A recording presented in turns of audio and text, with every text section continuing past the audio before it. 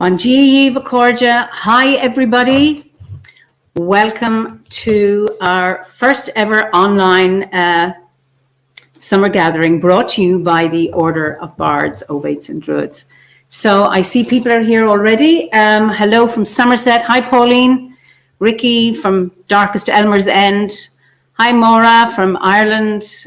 We have Danielle. Lovely. Just type in where you're from. South Cheshire, lovely. Somerset, Minnesota, that's wonderful. Sunny Poland, lovely.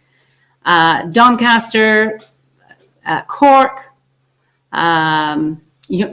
Yorkshire, Wales, France, lovely. Brussels, Lincoln, Roma, ciao. London, Eastbourne, Sweden, lovely to see you. Wonderful. Great. So we have people from all over the world and it's just wonderful. So, and New Zealand, thank you for getting up so early. So, or maybe actually it's evening time. I can't remember. So listen, good morning to you, good evening to you, good afternoon to you, wherever you are in the world. It's just lovely to see you. So this time last year, I became chosen chief of the order. And because we couldn't meet, I was installed virtually. And I suppose throughout this year of COVID, the orders learned how to continue, even though many of us cannot meet physically.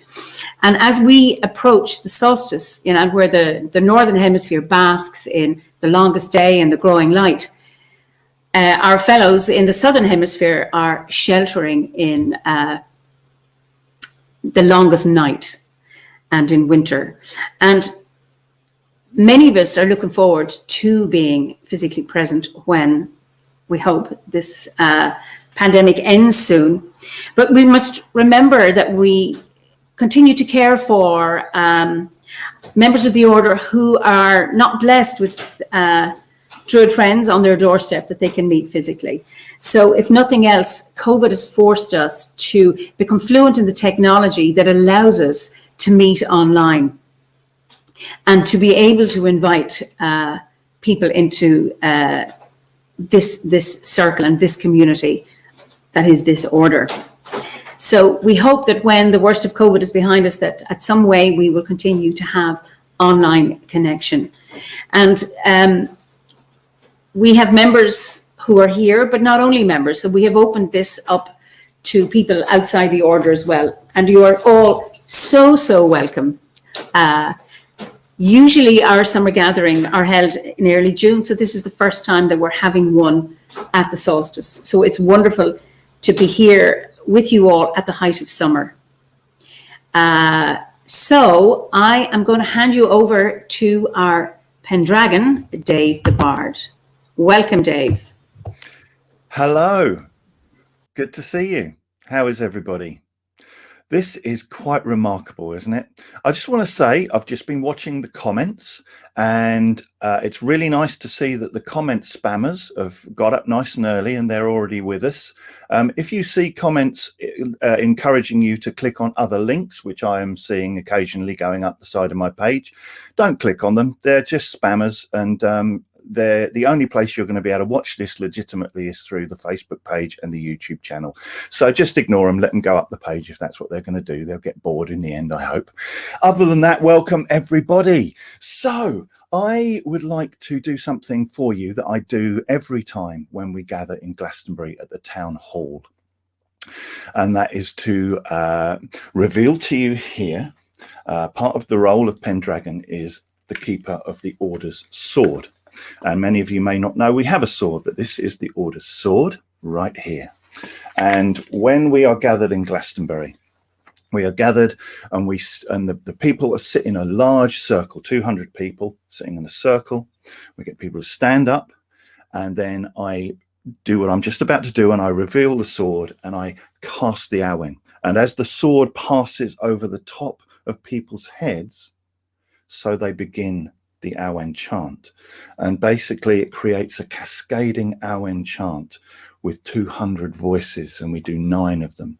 So I'm going to do a similar thing, and I'd like to invite you to join in with me with the Awen. If you haven't done the Awen before, it's a monotone chant of the word Awen, divine inspiration, divine breath, and it's intoned in 3 syllables, R-U-N, in one long monotone. We won't do 9 because we're not all here and I can't get you all to cascade.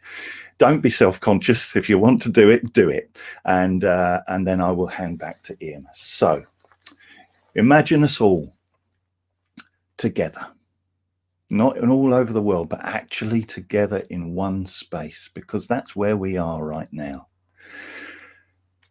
And I'll step into the center of our circle. And I will say to you,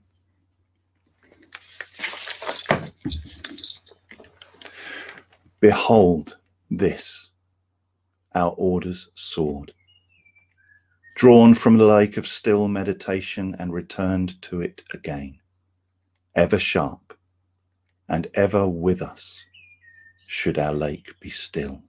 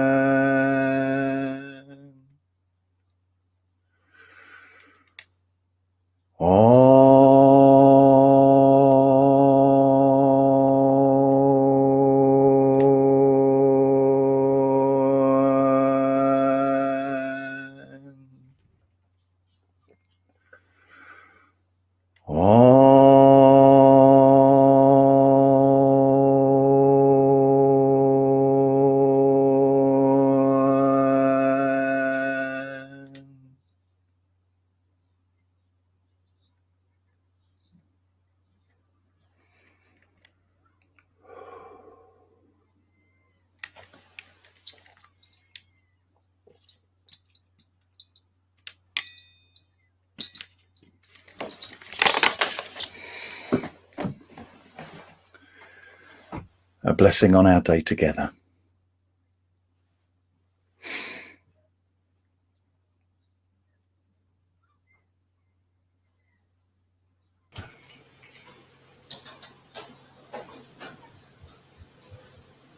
It was beautiful, Dave. Thank you.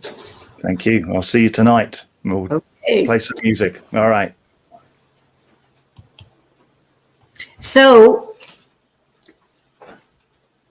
we have a wonderful day for you. I'm going to now, in a few minutes, lead you in a meditation. And then at 10:30, Professor Ronald Hutton, is going to give a talk. And he is certainly worth listening to. And then at 11:30, we will take a break for half an hour. And then John Matthews will come on at 12 midday. At lunchtime, that's 1 o'clock, we will take a break for lunch. And then Penny Billington will give a talk at 2 o'clock. And then we take another break at 3 p.m. And then at 3:30, we will have our Alban Hevin celebration. And then we will take, for the early evening, a break. And then at 8 p.m., we will have our Eisteddfod. And remember, all those times are UK time. So let us start our meditation. So just get comfortable in front of your screens. And if you like, you can close your eyes and just go within. And just focus on your breath, breathing in and breathing out. Breathing in and breathing out. As you breathe in, remember, with every in-breath, there are possibilities. And with every out-breath, there's a letting go. Breathing in and breathing out. And I'd like you to imagine that you're in a forest.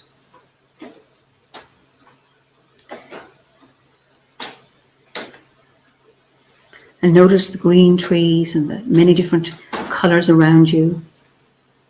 Feeling the earth beneath your feet. Sensing that connection with the earth. Feeling the energies of the earth travel up through you, up through your body. Up to the center of your being.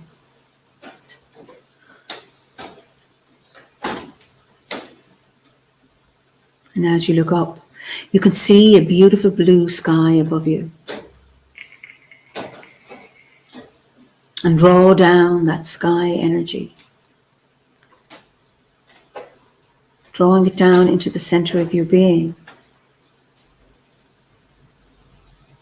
And feeling those two energies, the energy of the earth and the sky, meet in perfect harmony and balance within you, filling every cell of your body. And look around you and notice the textures and the colors. The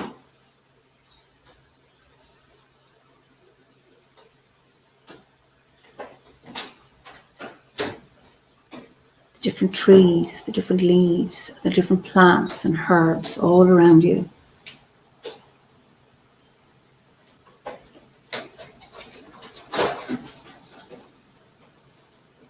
And bring your awareness to the sounds that you can hear. The sounds of birds singing, maybe insects buzzing, the wind as it rustles through the leaves.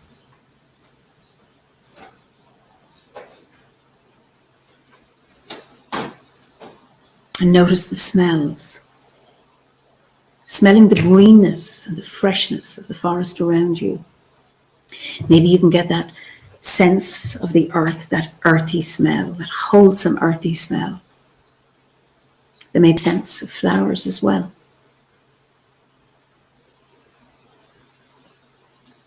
And maybe you get a taste of the place.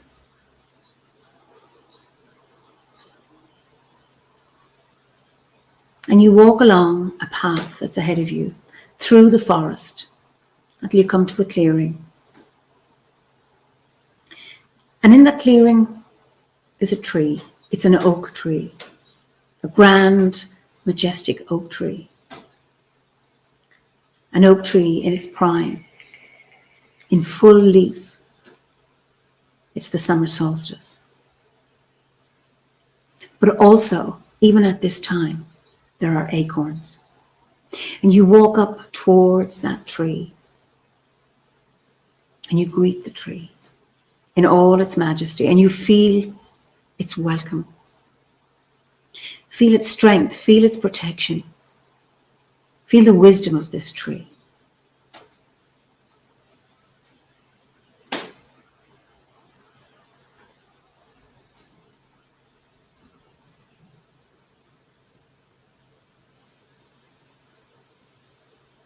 And then you sit down, if you wish, beneath this tree, maybe with your back to its trunk, deepening your connection with the earth, connecting with that tree, back to trunk, or maybe you wish to place your hands on the trunk, but really sense the energy of that oak tree. Feel yourself breathing with the tree. You're breathing in and out, in and out.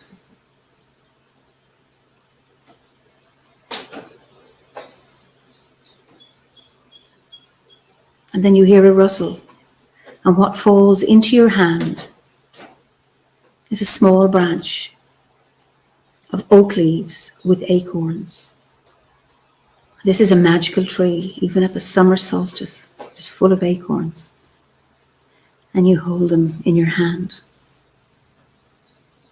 Feeling the wisdom and the strength of this oak, and remember in that acorn is that splunk, that spark of potential.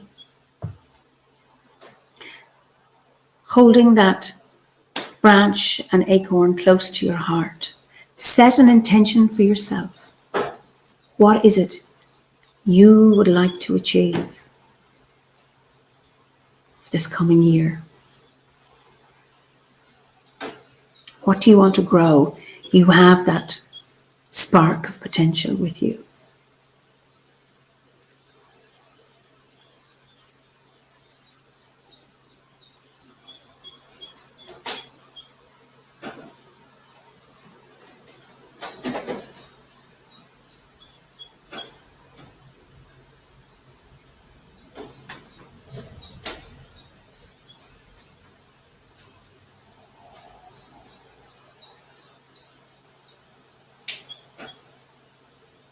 And holding that branch and acorn close to your heart, you stand up and you give thanks to that mighty oak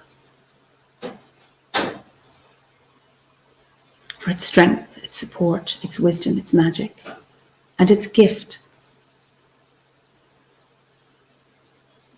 And you see ahead of you another path that leads out beyond the clearing. And you continue to walk along that path, noticing the trees around you, feeling the strength and power of those trees, holding you, supporting you, giving you a sense of peace and calm, but also excitement. Anticipation for the year to come.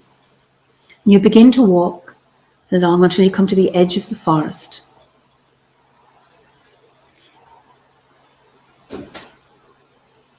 And suddenly it's dawn.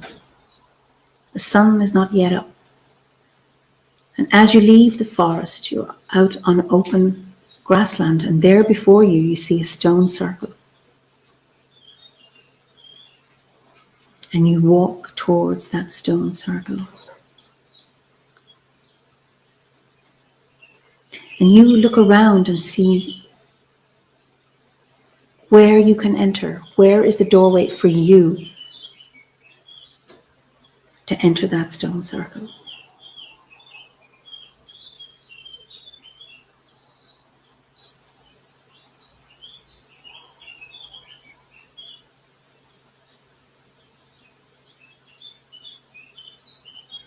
And now you're in that stone circle. And I ask you or invite you to turn towards the northeast, the place of the rising sun, the summer solstice.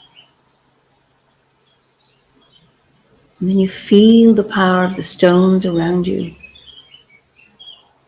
feeling the ancestors with you, those who held ceremonies a long time ago, as they too stood in that circle waiting for the sunrise at Greenstad Towery, or Bulligan Towery, the belly of summer, the height of summer.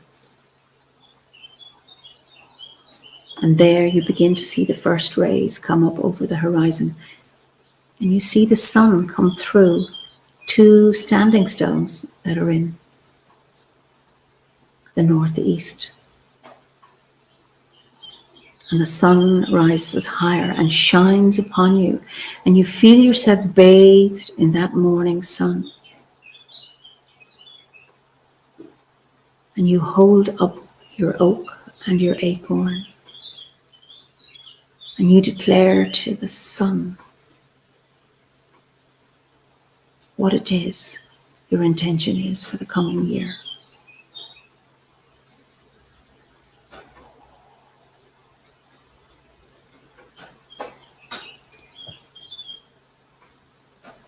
You feel the sun's energy filling you, filling every sense of your being. And notice the strength in your body, the confidence you have, the sense of calm, and how the sun energy mixes with the oak energy, becoming even stronger.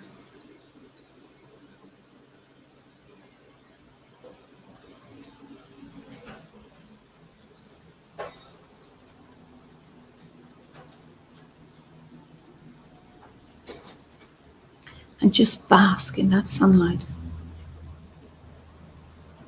feeling healed and energized.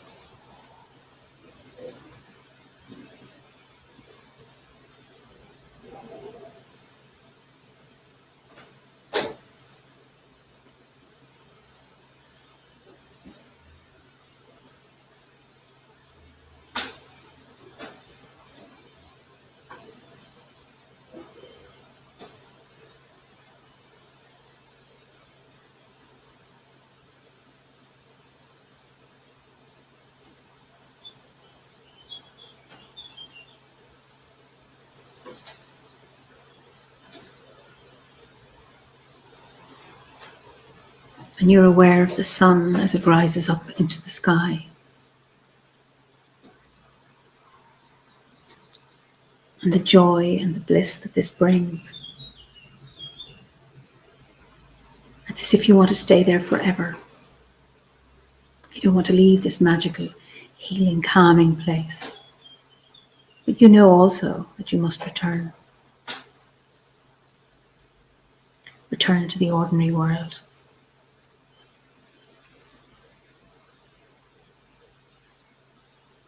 So you give thanks to the sun, knowing that the sun is always with you, even when you cannot see it. And you give thanks, and you give thanks to these stones that have held the magic for centuries. And you begin to walk out of that circle, feeling the warmth of the sun on your back, still supporting you. And you come to the edge of the forest, and you look back one more time at that stone circle, knowing you can go back there whenever you wish.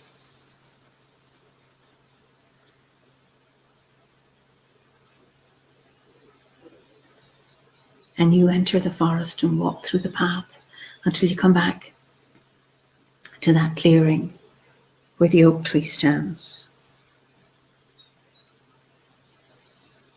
And you hold those leaves, an acorn to your heart, and you absorb them into your being. That intention, that strength, that feeling of calm, and the blessings that you've received. And you look one more time at that majestic oak tree. And you give thanks. And you say goodbye, and you head on towards the other path. And you look back one more time at the oak tree, and you know again you can always come back here to visit this tree.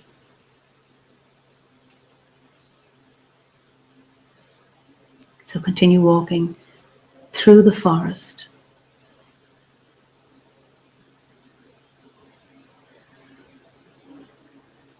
And now you're at the edge.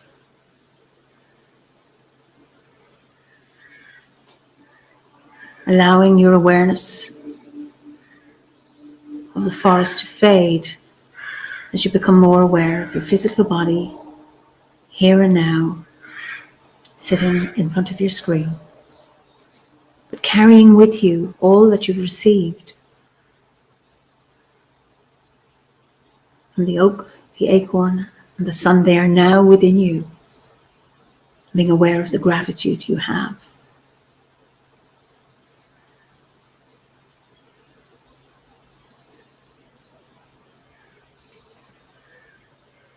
So when you're ready, take 3 deep breaths.